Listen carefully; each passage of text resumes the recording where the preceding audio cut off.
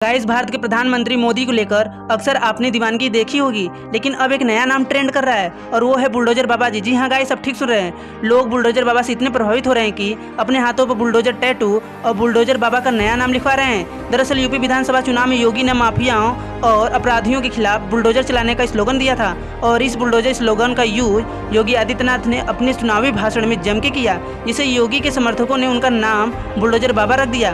और अब जब बीजेपी चुनाव जीत गई है तो योगी खुद तो सुपर हिट हुए ही और बुलडोजर भी उनका सुपर हिट हो गया।